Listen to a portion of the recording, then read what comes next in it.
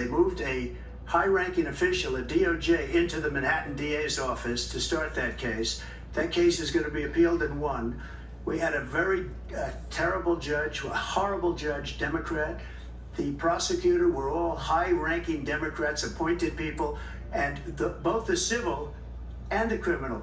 He basically went after his political opponent because he thought it was going to damage me. But when the public found out about these cases, because they understand it better than he does, he has no idea what these cases are. But when they found out about these cases, you know what they did? My poll numbers went up, way up. You know that because you're reporting it. And we took in more money in the last 2 weeks than we've ever taken in the history of any campaign. I don't think any campaign has ever taken. Hundreds of millions of dollars came pouring in because the public knows it's a scam and it's a guy that's after his political opponent because he can't win fair and square. Thank you, President Trump. President Biden, you have said, quote, Donald Trump and his MAGA Republicans are determined to destroy American democracy. Do you believe that the tens of millions of Americans who are likely to vote for President Trump will be voting against American democracy? The more they know about what he's done, yes. The more they know about what he's done. And there's a lot more coming. He's got a lot of cases down the road coming around. He's got a whole range of issues he has to face. I don't know what the juries will do, but I do know he has a real problem. And so the fact that, could you ever think you heard any president say that I'm going to seek retribution? Did you ever hear any president say that I thought Hitler had some good ideas? What got me involved to run in the first place after my son had died, I decided in Iraq, because of Iraq, I said I wasn't going to run again until I saw what happened in Charlottesville, Virginia. People coming out of the woods carrying swastikas on torches, and singing the same anti-Semitic bile they sang when back in Germany. And the young woman got killed. They spoke to the mother, and they asked him. They said, "What do you think of those people? The people the ones who got killed, the one who tried to stop it, and the ones," he said, "I think they're fine people on both sides." What American president would ever say Nazis coming out of fields carrying torches, singing the same anti-Semitic bile, carrying swastikas were fine people? This is the guy who says Hitler's done some good things. I'd like to know what they are.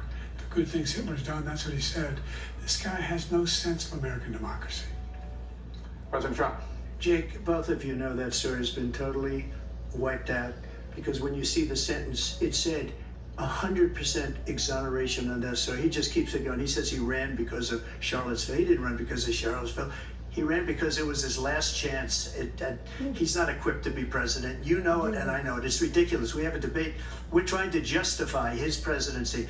His presidency, he's without question the worst president, the worst presidency in the history of our country. We shouldn't be having a debate about it. There's nothing to debate.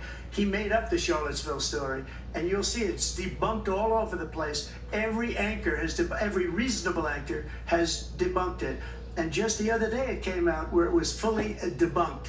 It's a nonsense story. He knows that, and he didn't run because of Charlottesville. He used that as an excuse to run. President Biden. And debunked. It happened. All you have to do is listen to what was said at the time. And the idea that somehow that's the only reason I ran. I ran because I was worried a guy like this guy could get elected. If he thought they were good people coming out of that forest, carrying those woods, carrying those torches, then he didn't deserve to be president. Didn't deserve to be president at all. And the idea that he's talking about all this being fabricated, we saw with our own eyes. We saw what happened on January 6th. We saw the people breaking through the windows. We saw people occupying his own vice president. Look, there's a reason why 40 of his 44 top cabinet officers refused to endorse him this time. His vice president hasn't endorsed him this time. So why? Why? They know him well. They serve with him. Why are they not endorsing him? Thank you, President Biden. We're going to be right back with more from the CNN presidential debate.